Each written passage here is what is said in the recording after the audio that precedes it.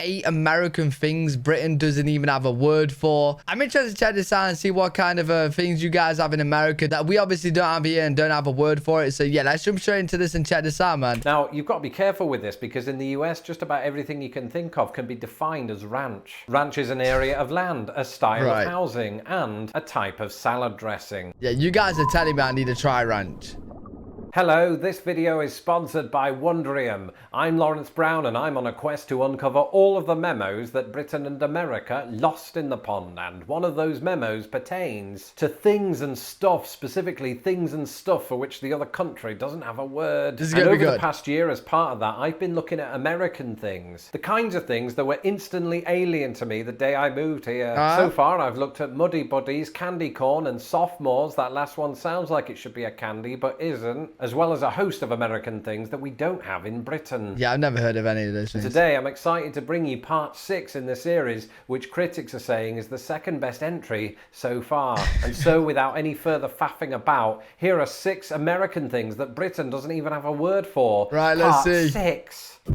I'll tell you something, being on an American road for the first time is quite an experience. Because not only is everybody driving in the wrong direction, not only are American cars the size of trucks, and trucks the size of towns, but they're all covered in stickers, you know, it's like being on a NASCAR track. Except most of the time, these stickers are not corporate sponsors, but wait, we have these though. Are you on about like stickers on the back of like car windows? really funny or sometimes angry political statements or religious affiliation or a signal to other drivers that this car doesn't just have humans in it, there's also a baby on board. And these are known as bumper stickers, which to some Americans is quite a generous term because some people plaster them all over the boot / trunk and even the back window, which, you know, might elicit some interesting responses to the sticker that says, "How's my driving?" No, you know what? I've seen loads of these on cars, and especially it's like baby on board, or like even like I've seen dumb ones, stupid ones. Things is like, oh, stay clear, or I've even seen ones where it's like, if you can read this, you're too close, and I read it. So I'm guessing I was too close. But in Britain, it's rare that you'll see these things because the only people that play with stickers are children, and they're not really people. The one exception to this is those stickers that you see on some British cars that says GB, which actually they're not quite common. They're more like, they're not, I wouldn't say they're rare. Like you will see them every now and again, but they're not on like a lot of cars. Stands for gigabyte, but also Great Britain. And this was used by British drivers who drive on the continent. But you won't even see these anymore because as of September of last year, these letters have changed from GB to UK. Already? Not as in the University of Kentucky, but the United Kingdom. I don't know why I explained that. Anyway, these are known as number plate stickers and aren't really quite the same thing as bumper stickers. Well, Peeps. Easter is on the horizon, which means I have to be wary about people putting Peeps in my mouth. Sorry, I was force-fed them a few years ago and I haven't let it go. Peeps? What are Peeps, my British viewers might be asking? And Peeps, outside of social and political injustice, are the single worst thing that America has ever done. Oh, really? They are little candy that usually take the shape of creepy little birds that are essentially marshmallows covered in heaps of sugar, corn syrup, and food dyes. And that last one is appropriate because this food needs to die. Now, wait. And they're not good? Bro, they sound good. I'm not in the habit of ripping to pieces American food. Most of it I love, but these things are evil. And the reason that I bring them up, in more ways than one, is that it's nearly Easter and these things find their way to your kitchen cupboards whether you want them to or not. Thankfully, we did not have these in Britain. Instead, we got Easter eggs, so when someone... Yeah, I'm not gonna lie, you sounded like you don't like them, but the marshmallows covered with sugar, they sound... I'm not gonna lie, they're sounding good to me. Asks me what came first, the chicken or the egg. My answer is unequivocal. Wait, in America, do you guys not have Easter eggs? Huh? Oh, this is mad. I've seen this. I've heard of this. In recent years, Britain might have adopted the propensity for adding a drive-through at a fast food restaurant. But so far, the idea of a drive-through pharmacy, which you need after devouring 400 Peeps, is something of an alien concept back home. Whereas in America, drive-through pharmacies are everywhere. That's not literally true. But at last count, there are more than 6,000 of them nationwide. And how do they work? Well, you drive up to the side of the building, give your name and prescription details, and then the prescription just falls down a pipe hemp, right? It's like reverse Augustus glue. And if you want more details on the difference between British and American pharmacies, check out my video, 5 ways British and American pharmacies are very different. You know what? I like the fact that you guys have drive-through everything. Because it just saves hassle. Do you know what I mean?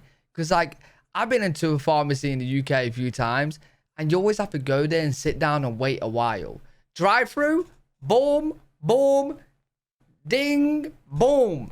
Until then, let's talk about this.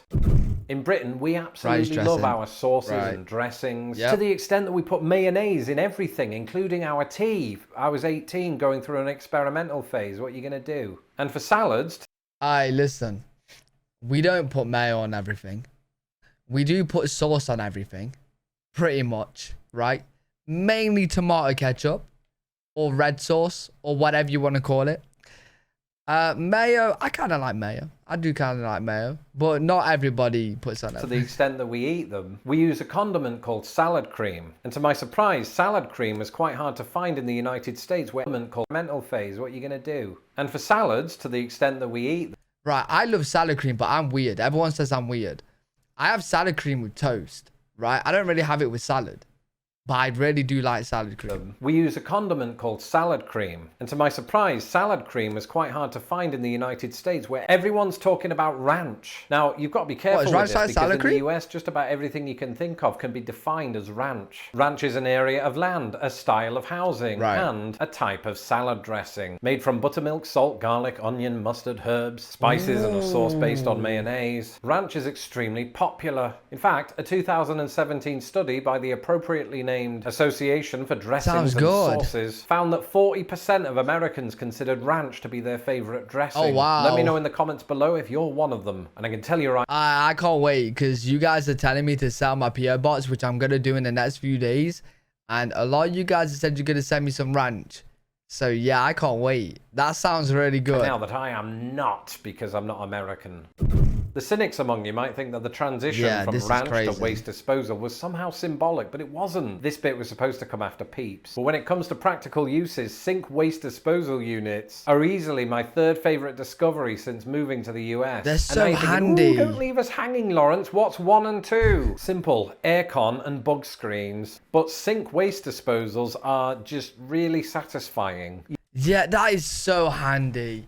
I hate like scraping food into the bin and stuff. Like, it's so long, right? Whereas if you could just put it in the sink and then just put it down in disposal. Oh, that's so good. You flick a switch, usually on the wall. It makes a kind of sound for a little bit. And then that dissipates as the food gets chopped up and you're just left with a mechanical hum. And I'm getting emotional just thinking about it, you know? But one thing that's tricky about these things is that if you wake up at 6 in the morning and you haven't had coffee yet, and you go to flick what you think is the light switch, it certainly wakes you up and gives you palpitations and forces another trip to the drive-through pharmacy. But then who gets up at 6 a.m., right? I don't even get out of bed for less than 5 slices of... Yeah, I can't lie. I go to sleep at 6 a.m. What time is it now? It's actually quite late. It's 3 a.m. right now as I'm recording this video. Yeah, I don't get to sleep till 6. Bacon. And that would be even more true if I had a Texas King, and that's not Tommy Lee Jones. That is yet another American mattress size that we don't have an equivalent of in Britain. We've looked to the California King, we've looked to the Alaska King. The Texas King is appropriately smaller than the Alaska King, but it's still huge, clocking in at a frankly ridiculous 80 inch. Wait, how big is the... Huh? Wait, how big is the Alaska King compared to, like, the biggest UK bed? Inches by 98 inches. It's about 3 feet longer than your average park bench or Sissy Spacek. Anyway, while we're on the topic of the American lexicon of things, that brings us on to this.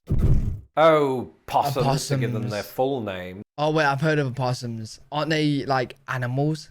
Kind of like raccoons. Are a species of marsupial that we don't have in Britain. But the opossum, specifically the Virginia opossum, is widely found throughout the United States. But that wasn't always the case. You see, one of my favourite facts about possums is that they were only able to migrate from South America to North America once the 2 continents came together. And this migration, along with a lot of other species, is known as the Great American Interchange, which is not to be confused with the one in Los Angeles. Anyway, the only time that I ever heard the word possum growing up in Britain written was from Dame Edna. Like, she'd refer to us as possums, which was obviously an Australian... Is it possums or opossums? ...term of endearment, at least I thought. Because it turns out that Australia has its own species of the marsupial. And they're not known, at least in America, for being pretty. So I think Dame Edna was trolling us.